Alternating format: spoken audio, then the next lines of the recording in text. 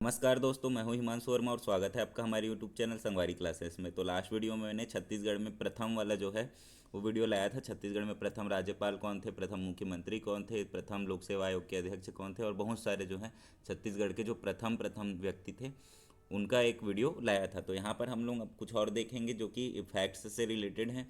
इसमें छत्तीसगढ़ के प्रमुख उपाधियाँ और प्रवर्तक प्रवर्तक है ये, ठीक है। तो ये जो चीज़ है वो हम लोग देखेंगे, प्रवर्तक। तो कौन किसको किस नाम से जाना जाता है तो वो चीज़ हम लोग देखेंगे। तो पहला जो है हमारा छत्तीसगढ़ के सहकारिता पुरुष। छत्तीसगढ़ के सहकारिता पुरुष कौन है? राम गोपाल तिवारी, ठीक है। छत्तीसगढ़ के सहकारिता पुरुष कौन है? राम गोपाल तिवारी जी। तो ये आपको याद रखना है। उसके बाद छत्तीसगढ़ में सहकारिता के जनक। तो छत्तीसगढ़ में सहकारिता के जनक कौन है? ठाकुर प्यारेलाल सिंह। छत्तीसगढ़ में सहकारिता के जनक कौन है? ठाकुर प्यारेलाल सिंह। उसके बाद आएगा दुर्ग जिले में सहकारिता के जनक। तो दुर्ग जिले में सहकारिता के जनक थे पंडित रविशंकर, सॉरी, दुर्ग जिले में यहाँ पर गलत छपा हुआ है, ये है आपका पंडित रत्नाकर झा, ठीक है। रविशंकर शुक्ल नहीं है।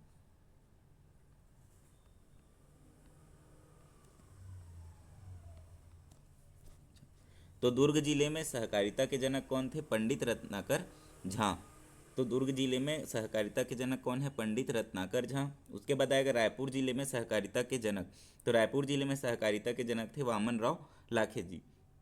इसके बाद आएगा छत्तीसगढ़ में पत्रकारिता के जनक। तो छत्तीसगढ़ में पत्रकारिता के जनक है माधव राव सप्रे, ये माधव है। तो माधव राव सप्रे जो हैं छत्तीसगढ़ में पत्रकारिता के जनक हैं। तो ये जितने हैं जो है पॉइंट आपको याद रखना है। पहला क्या है? छत्तीसगढ़ के सहकारिता पुरुष राम गोपाल तिवारी। उसके बाद छत्तीसगढ़ में सहकारिता के जनक, सहकारिता पुरुष और सहकारिता के जनक दोनों अलग अलग है, कन्फ्यूज़ नहीं होना है। पुरुष बोला तो राम गोपाल तिवारी और जनक बोला तो ठाकुर प्यारेलाल सिंह। इसके बाद आएगा सहकारिता के दुर्ग जिले में सहकारिता के जनक तो रत्नाकर झा, ठीक है। तो दुर्ग जिले में सहकारिता के जनक रत्नाकर झा। रायपुर जिले में सहकारिता के जनक वामन राव लाखे, ठीक। इसके बाद जो आएगा छत्तीसगढ़ में पत्रकारिता के जनक माधवराव सप्रे। कैसे याद रखोगे? पत्र है तो पत्र, समाचार पत्र तो किससे छापे? स्प्रे से। तो माधवराव सप्रे, तो ये आप लोग याद रख लोगे। उसके बाद आएगा छत्तीसगढ़ का मंगल पांडे। तो छत्तीसगढ़ का मंगल पांडे जो हैं हनुमान सिंह जी जो हैं छत्तीसगढ़ के मंगल पांडे कहलाते हैं, क्योंकि इन्होंने सबसे पहली बार जो है छत्तीसगढ़ में विद्रोह किया था, ठीक है। तो छत्तीसगढ़ के जो मंगल पांडे हैं उस तरीके से विद्रोह किया था। मंगल पांडे भी बटालियन के थे, अंग्रेज़ों के सेना, अंग्रेज़ों की जो सेना थी उस विभाग में थे। और जो हनुमान सिंह भी जो हैं वो छत्तीसगढ़ से अंग्रेज़ों की जो है सेना वाले विभाग में ही थे। तो इसलिए इनको छत्तीसगढ़ का मंगल पांडे कहा जाता है। उसके बाद जो है आपका छत्तीसगढ़ का भगत सिंह। तो छत्तीसगढ़ का भगत सिंह जो है परसराम सोनी को कहा जाता है। जैसे भगत सिंह ने बम विस्फोट किया था, साइलेंट बम, असेंबली में, लेकिन यहाँ पर हमारे परसराम सोनी जी जो हैं बम बनाने का काम करते थे यहाँ छत्तीसगढ़ में। तो छत्तीसगढ़ का भगत सिंह जो है परसराम सोनी जी को माना जाता है। उसके बाद जो आएगा छत्तीसगढ़ का तात्या टोपे। तो छत्तीसगढ़ का तात्या टोपे गुंडाधुर को कहा जाता है। देखो तात्या टोपे जो हैं 1857 की क्रांति में एकमात्र व्यक्ति थे जिनका कोई स्वयं का कोई हित नहीं था, कोई स्वार्थ नहीं था। फिर भी वो आंदोलन में जो है आपका 1857 की क्रांति में वो लड़े। उसी तरीके से गुंडाधुर जो है बस्तर में जब बस्तर का जब विद्रोह हुआ तो बस्तर के विद्रोह में गुंडाधुर जो है एक ऐसे व्यक्ति थे जिनका खुद का कोई हित नहीं था, हित शामिल नहीं था। फिर भी वो वहाँ पर उस विद्रोह का लीडरशिप कर रहे थे। तो इसलिए छत्तीसगढ़ का तात्या टोपे गुंडाधुर को माना जाता है। तो इस तरीके से है ये स्टोरी, ठीक है। इसके बाद जो है आपका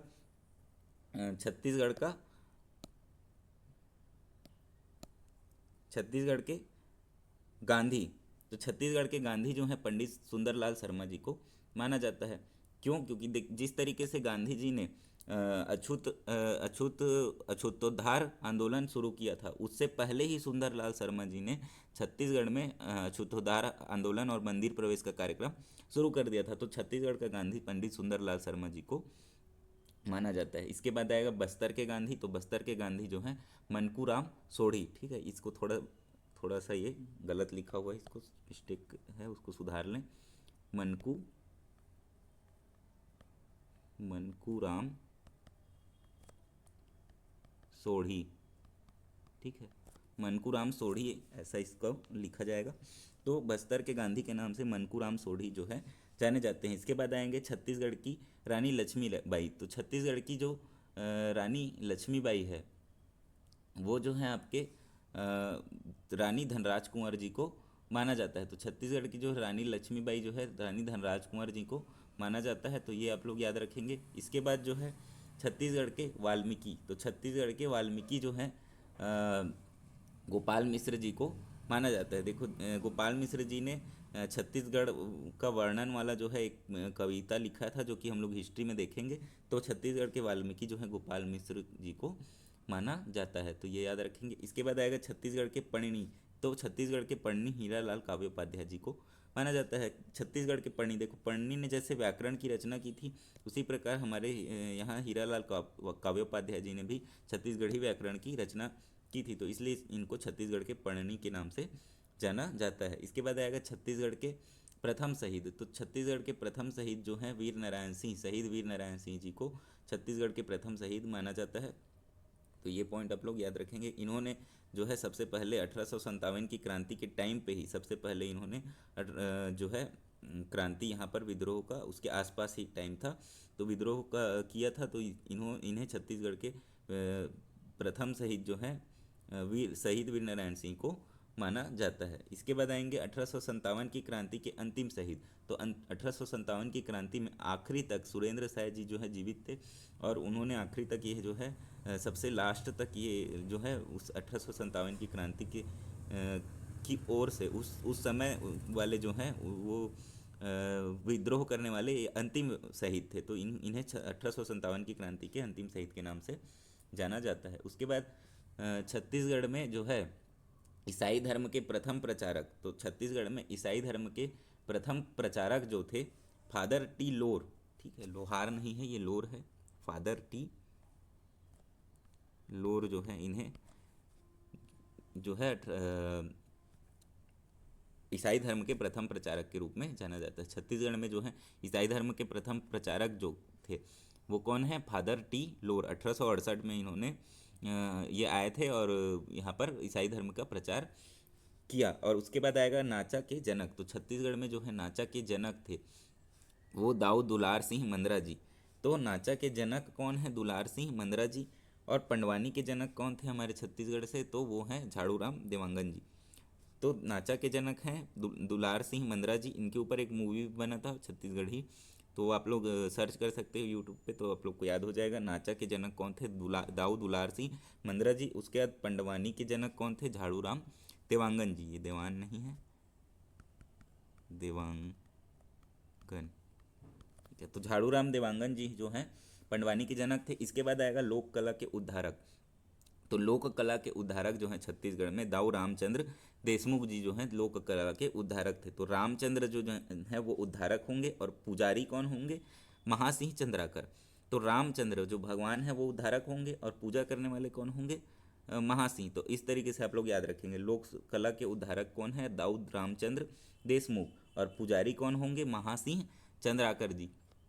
तो ये आप लोग ध्यान दें, ध्यान रखें। इसके बाद जो है छत्तीसगढ़ की लता मंगेशकर।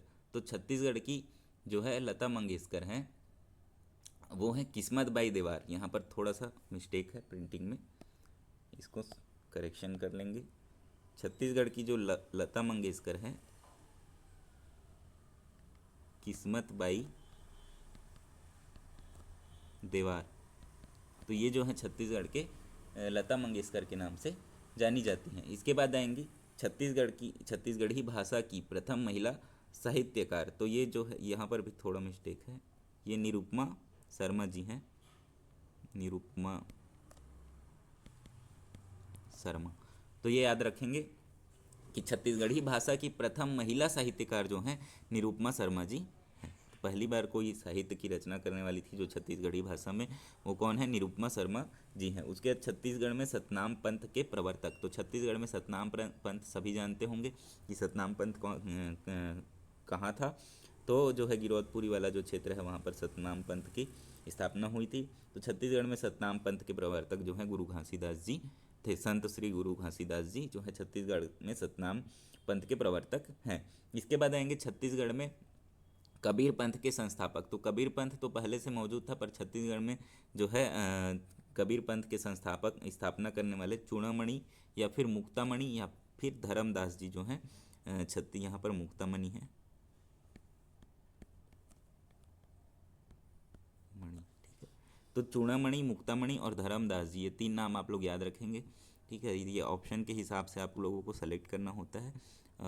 और इसके बारे में डिटेल से मैं जब कबीर पंथ पढ़ाऊंगा छत्तीसगढ़ में तो और बताऊंगा कि क्यों ये सब तीन नाम जो हैं यहाँ पर सामने आते हैं। तो छत्तीसगढ़ में कबीर पंथ के संस्थापक जो थे चूड़ामणि साहब या फिर मुक्तामणि साहब या फिर धर्मदास जी का नाम आप लोग याद रखेंगे। तो इतना जो है आपके छत्तीसगढ़ के प्रमुख प्रवर्तक या उपाधियों के नाम से जो है जो लिस्ट है वो है यहाँ पर, इसको आप लोग याद रखेंगे। कुछ कुछ का मैं याद करने का तरीका भी बता दिया हूँ, जो जहाँ पे कन्फ्यूजन होना हो है वहाँ पर, और बाकी सबको आप लोग याद करेंगे। इसके बाद जो आता है हमारे छत्तीसगढ़ के प्रमुख भवन। तो छत्तीसगढ़ के प्रमुख भवन जो हैं, कौन से भवन को कौन सा नाम दिया गया है, तो ये हम लोग याद रखेंगे। तो महानदी भवन, तो महानदी भवन जो है मंत्रालय या सचिवालय भवन को महानदी भवन के नाम से जाना जाता है। तो मंत्रालय या फिर सचिवालय जो भवन है जहाँ पर सचिव लोग बैठते हैं या फिर मंत्री लोग बैठते हैं वो मंत्रालय है। तो ये नया रायपुर में स्थित है, महानदी भवन नाम से ये जाना जाता है। स्थान नया रायपुर कर लें, ठीक है, रायपुर लिखा हुआ है पर नवा रायपुर में। इसके बाद जो है आपका इंद्रावती भवन। तो इंद्रावती भवन ये जो है इसको संचालक या संचनालय बोलते हैं, ये सचिवालय नहीं है, इसको करेक्शन कर लें, ये संचनालय है, संचनालय। तो यहाँ पर संचनालय भवन जो है यहाँ पर जो है आपके इंजीनियर्स जो होते हैं विभाग के, जो अभियंता वगैरह होते हैं, और वो सब यहाँ पर बैठते हैं। तो यहाँ पर इंद्रावती भवन में जो है संचालय भवन के नाम से इसको जाना जाता है। संचालक लोग यहाँ पर बैठते हैं, संचालक होते हैं और इंजीनियर्स होते हैं, वो सब यहीं पर बैठते हैं। तो जो है यहाँ पर जो मुख्य अधिकारी जो होंगे संचालक होंगे। इंद्रावती भवन ये भी नया रायपुर में स्थित है। तो सभी ये नया रायपुर है, ये नया रायपुर है, मैं राइट डाल रहा हूँ, आप लोग इसको नया रायपुर करेक्शन कर लेना, ये भी नया रायपुर है। इसके बाद आता है मिनी माता भवन। ये मिनी माता है, निमी माता नहीं है, मिनी माता भवन। मिनी माता कौन थी मैं बताया हूँ पिछले वीडियो में। तो आप लोग जो है ये मिनी माता कौन थी ये आप लोग कमेंट करके बताएंगे कि मिनी माता कौन थी। तो मिनी माता जो है ये जो है हमारे छत्तीसगढ़ में जो है विधानसभा भवन जो है उसको मिनी माता भवन के नाम से जाना जाता है। जो विधानसभा भवन है ये विज्ञान भवन नहीं, विधानसभा भवन है। विधानसभा भवन जो कि आपका रायपुर के जस्ट बाहर ज्ञान गंगा स्कूल के पास स्थित है। तो रायपुर बलौदा बाजार रोड पे यह स्थित है, मिनी माता भवन के नाम से इसको जाना जाता है। ये रायपुर में स्थित है। तो यहाँ ये जो है रायपुर आएगा, ठीक है। तो मिनी माता भवन अभी फिलहाल यह रायपुर में है। नया रायपुर में एक जो है मंत्रालय के सामने ही विधानसभा भवन बन रहा है। तो अभी आप लोग याद रखेंगे रायपुर, जब ये बन जाएगा तो ये नया रायपुर हो जाएगा। तो वहाँ पर फिर से एक नया अपडेट आएगा वीडियो में। अभी आप लोग याद रखेंगे मिनी माता भवन के नाम से जाना जाता है और ये छत्तीसगढ़ का विधानसभा भवन है। इसके बाद जो आता है करुणा, कंकड़ा नहीं, ये करुणा है। करुणा जो है आपका मुख्यमंत्री का निवासी स्थान है। तो ये मुख्यमंत्री का निवासी स्थान है, तो याद रखेंगे करुणा जो है मुख्यमंत्री। तो मुख्यमंत्री जो होते हैं वो करुणा मई होनी चाहिए ताकि जनता जो है अच्छे से रह सके। तो मुख्यमंत्री को करुणा वाले होने चाहिए, तो इसलिए ऐसे इसको याद रख लेंगे कि मुख्यमंत्री निवास जो है करुणा के नाम से जाना जाता है और रायपुर में है। इसके बाद जो आएगा संगवारी। तो संगवारी जो है विधायकों का विश्राम गृह है। तो संगवारी जो है विधायकों का विश्राम गृह है। तो मुख्यमंत्री के जो संगवारी कौन होते हैं, मुख्यमंत्री के साथ कौन रहते हैं, तो विधायकों का विश्राम गृह जो है संगवारी के नाम से जाना जाता है और ये भी रायपुर में ही स्थित है। इसके बाद आता है पहुना। तो पहुना जो है राज्य शासन का विश्राम गृह है और ये भी जो है रायपुर में जाना जाता है। पहुना मतलब होता है मेहमान। तो मेहमान लोग जो राज्य शासन अपने मेहमान लोगों को कहाँ रखेंगे, विश्राम गृह में रखेंगे। तो पहुना जो है राज्य शासन का विश्राम गृह है और संगवारी लोगों को कहाँ, विधायकों को कहाँ रखेंगे, संगवारी में, क्योंकि वो उनके साथ ही रहते हैं। बाहर से आए हुए लोगों को कहाँ रखेंगे, पहुना में। इसके बाद जो है आपका संजीवनी, ये सेजवनी नहीं संजीवनी है, तो संजीवनी जो है, आम की मात्रा कर लें, संजीवनी जो है राज्य चिकित्सालय है, तो ये भी जो है रायपुर में स्थित है। संजीवनी जो है, संजीवनी बूटी हनुमान जी लेकर आए थे, तो वो एक औषधि होती है, तो औषधि से आप लोग याद रख सकते हो, राज्य चिकित्सालय जो है संजीवनी के नाम से जाना जाता है। इसके बाद आता है संवेदना। संवेदना, ठीक है, संवेदना।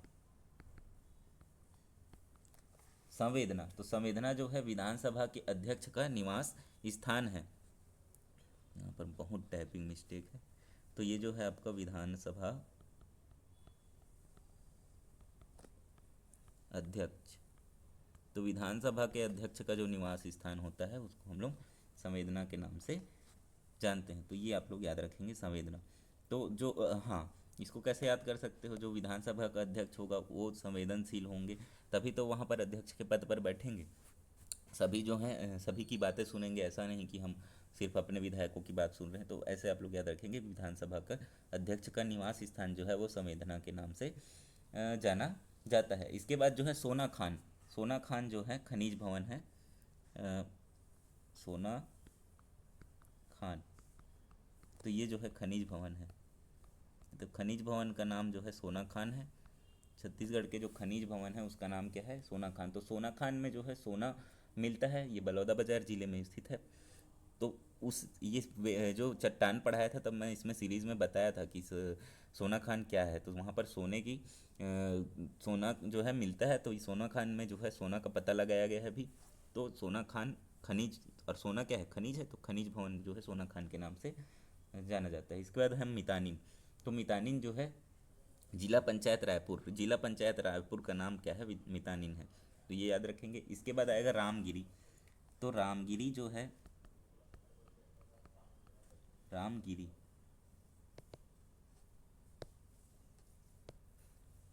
रामगिरी, रामगिरी जो है पीएचई मुख्य अभियंता का कार्यालय है, रायपुर में स्थित है ये। पीएचई जो डिपार्टमेंट है उसके मुख्य अभियंता का कार्यालय जो है उसको हम लोग रामगिरी के नाम से जानते हैं।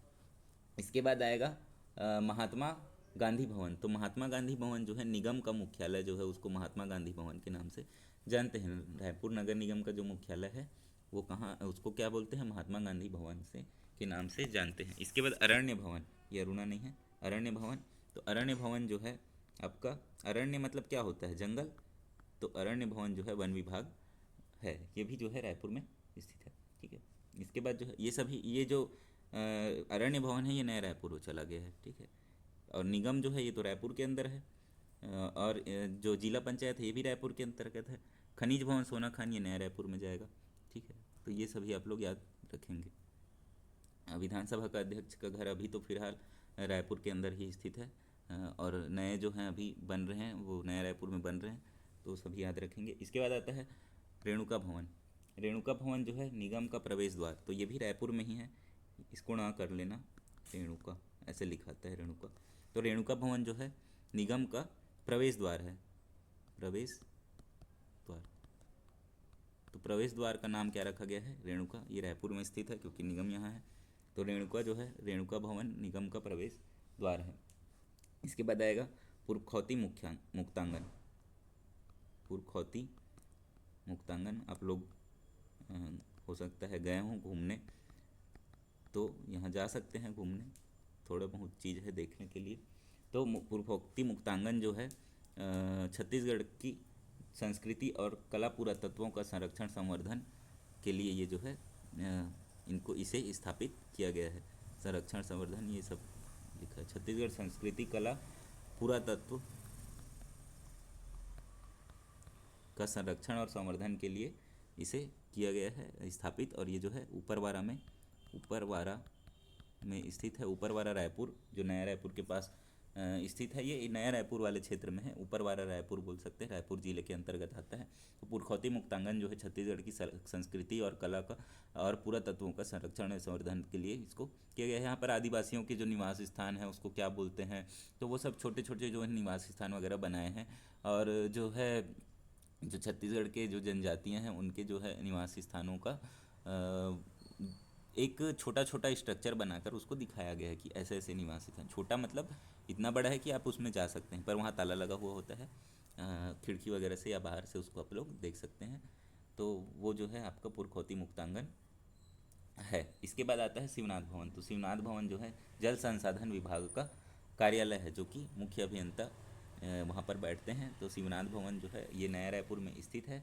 तो शिवनाथ भवन मुख्य जल संसाधन विभाग का कार्यालय है, जहाँ पर मुख्य अभियंता बैठते हैं। पहले जो है सिहावा भवन नाम से यह था, लेकिन इसका नाम अब बदल के शिवनाथ भवन कर दिए। सिहावा जो है पर्वत का नाम था, तो पर्वत के नाम से ये क्या रिलेट हो रहा था, तो ये शिवनाथ भवन नाम से इसको कर दिए, क्योंकि महानदी और इंद्रावती का नाम तो पहले से था।